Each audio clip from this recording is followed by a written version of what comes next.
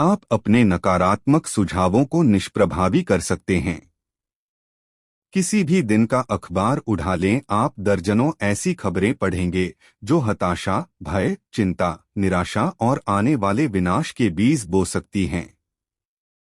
यदि यह आपके द्वारा स्वीकार कर ली गई हो, तो यह भय से भरी सोच आपके जीवन जीने की इच्छा को खो सकती है। यह जानते हुए आप अपने अवचेतन मस्तिष्क को रचनात्मक सुझाव देकर इन सभी नकारात्मक सुझावों को अस्वीकृत कर सकते हैं। रचनात्मक सुझाव दें। इस प्रकार आप इन सभी विनाशकारी विचारों को निष्प्रभावी कर सकते हैं। समय समय पर लोगों द्वारा दिए गए नकारात्मक सुझावों को जांचते रहें। आपको दूसरों द्वारा दिए गए विनाशकारी विषम सुझावों से प्रभावित होने की जरूरत नहीं है। हम सभी ने अपने बचपन और किशोरावस्था में इसकी पीड़ा सही है। यदि आप पलटकर देखें तो आप आसानी से याद कर सकते हैं कि कैसे माता-पिता, दोस्तों, रिश्तेदारों और सहयोगियों ने नकारात्मक सुझावों के आंदोलन में सहयोग दिया था। आपको जो कुछ बताया गया उसका अध्ययन करें तो आप पाएंगे कि इनमें से अधिकतर को एक प्रचार का रूप दिया गया।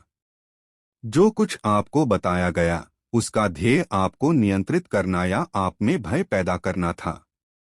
इस तरह के विषम सुझाव प्रक्रिया हर घर, ऑफिस, फैक्ट्रियों और क्लब में चलती रहती है।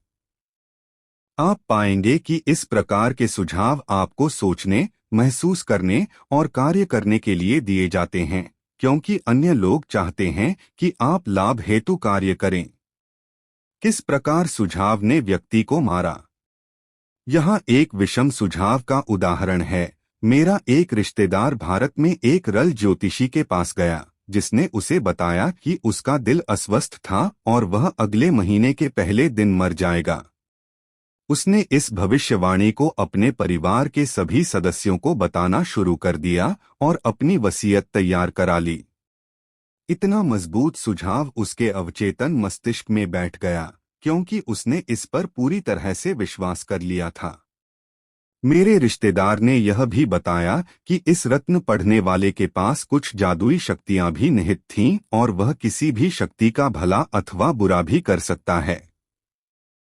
जिस प्रकार की भविष्यवाणी की गई थी, वैसे ही उसकी मृत्यु हो गई, बिना जाने कि अपनी मृत्यु का कारण वह स्वयं था।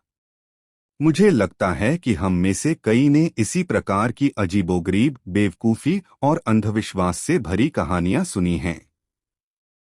अपने ज्ञान से देखें कि अवचेतन मस्तिष्क किस प्रकार से कार्य करता है।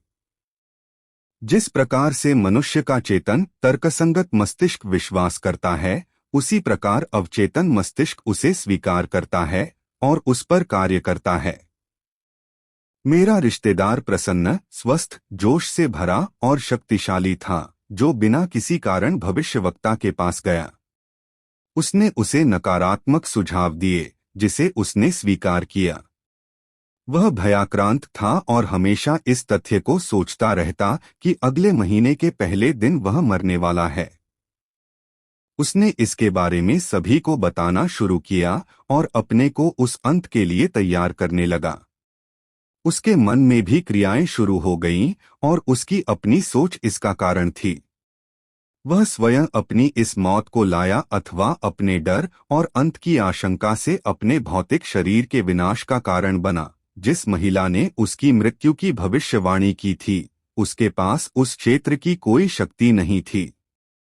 उसके सुझाव में कोई रचनात्मक अथवा उसका अंत करने जैसी कोई शक्ति नहीं थी। यदि उसे मस्तिष्क के नियम का ज्ञान होता तो वह इस नकारात्मक सुझाव को पूरी तरह से नकार देता। यदि वह जानता कि अपने विचार और एहसास से ही वह नियंत्रित और शासित होता है। एक टिन के तीर की तरह जिसका लक्ष्य लड़ाकू जहाज पर था। महिला की भविष्यवाणी बिना उसे नुकसान पहुंचाए पूरी तरह से निष्क्रिय और नष्ट की जा सकती थी। दूसरों द्वारा दिए गए सुझावों की आपके ऊपर स्वतः कोई शक्ति कार्य नहीं करती है, जब तक कि आप अपने विचारों द्वारा उन्हें शक्ति न प्रदान करें। आपको अपनी मानसिक स्वीकृति देनी होगी, आपको विचार को स्वीकार करना होगा, तब यह आपका अपना विचार बन जाता है और आप सोचने लगते हैं। स्मरण रखें, आपके अंदर अपने लिए अच्छा चुनने की क्षमता है। जिंदगी चुनिए, प्यार चुनिए, अच्छा स्वास्थ्य चुनिए, काल्पनिक प्रमुख परिसर की शक्ति। आपका मस्तिष्क एक न्याय व्यवस्था की तरह काम करता है। इसका अर्थ है कि जिस किसी भी मुख्य परिसर को आपका चेतन मस्तिष्क सत्य समझता है, उसी के आधार पर आपके मन के किसी विशेष प्रश्न अथवा समस्या पर आपका अवचेतन मन परिणाम निश्चित करता है।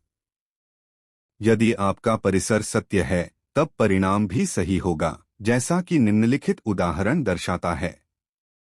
हर सदाचार तारीफ करने योग्य है। दयालुता एक सदाचार है, इसलिए दयालुता तारीफ करने योग्य है। दूसरा उदाहरण, सभी बनाई गई चीजें बदलती हैं और नष्ट हो जाती हैं। मिस्र के पिरामिड बनाई गई वस्तुएं हैं। एक दिन ये भी नष्ट हो जाएंगे। पहले कथन का संदर्भ मुख्य परिसर से है और सही परिणाम निश्चित रूप से सही परिसर का अनुसरण करेगा। एक कॉलेज के प्रोफेसर जिसने मई 1962 में न्यूयॉर्क के टाउन हॉल में हुए मस्तिष्कीय विज्ञान के व्याख्यान में भाग लिया था, उसने मुझे बताया, मेरी जिंदगी में सब कुछ उल्टा पुल्टा है। मैंने अपना स्वास्थ्य, धन और मित्र खो दिए हैं। जिस चीज को मैं छूता हूं वह गलत हो जाती है। मैंने उसे समझाया कि उसे अपने विचारों में एक मुख्य परिसर स्थापित करना चाहिए और यह कि उसके अवचेतन मस्तिष्क का अनंत ज्ञान उसका मार्गदर्शन, निर्देशन और उसे आध्यात्मिक, मानसिक और सांसारिक रूप से समृद्ध कर रहा है। उसका अवचेतन मस्तिष्क तब स्वतः उसे उसके निवेशों, निर्णयों में चातुर्य के साथ मार्गदर्शन देगा और उसके शरीर को स्वस्थ करेगा, साथ ही उसके मन की शांति और धीरज को वापस लाएगा।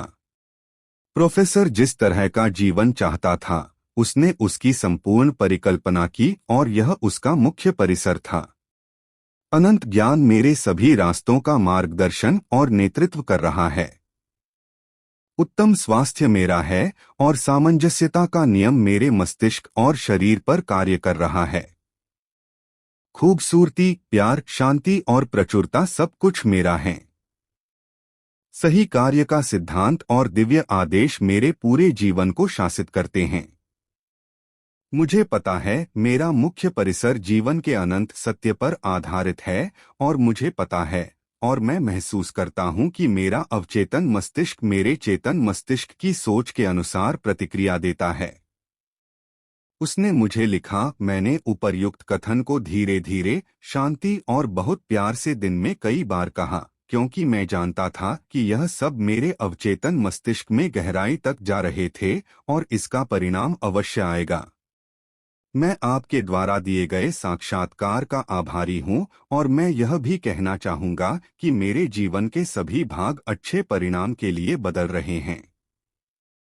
यह पूर्ण रूप से कार्य करता है। अवचेतन मस्तिष्क वाद विवाद नहीं करता।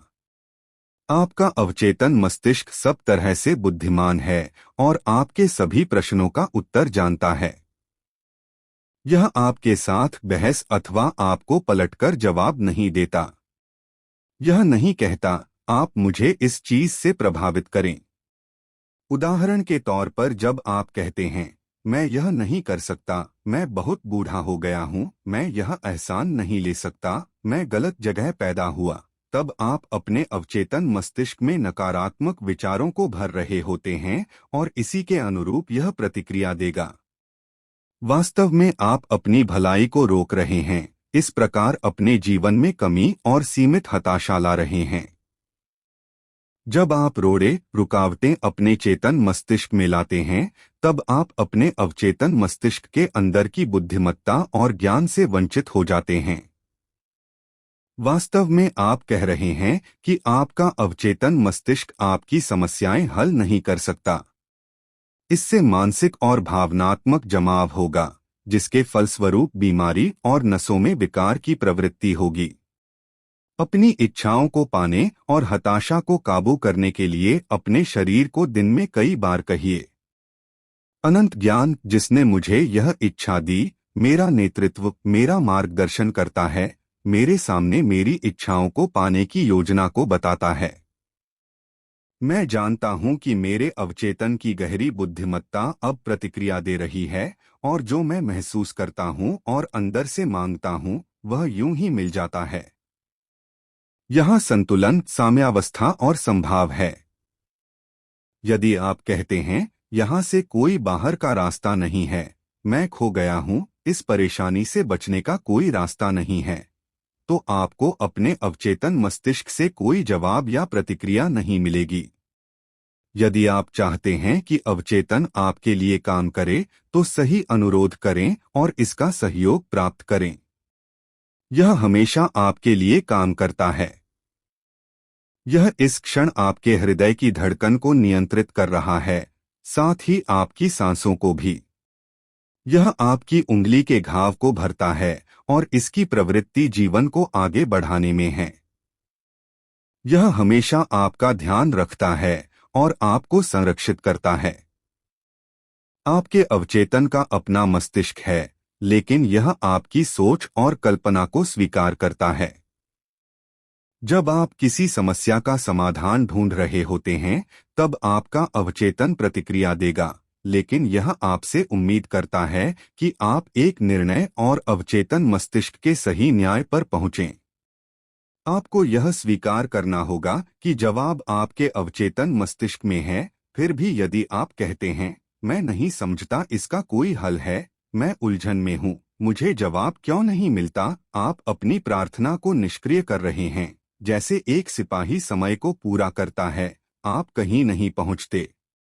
अपने मस्तिष्क के पहिए को स्थिर करें, निश्चित हों और इस दृढ़ता से आगे बढ़ने दें, मेरा अवचेतन जवाब जानता है। यह अब मेरा जवाब दे रहा है। मैं धन्यवाद देता हूँ, क्योंकि मैं जानता हूँ कि मेरे अवचेतन का अनंत ज्ञान सभी कुछ जानता है, और अब वह मुझे उत्तम जवाब दिखा रहा है। मेरा दृढ़ विश्वास मेरे अवचेतन की महिमा और महानता को आजाद मुक्त कर रहे हैं। ऐसा होने पर मैं प्रसन्न हूँ।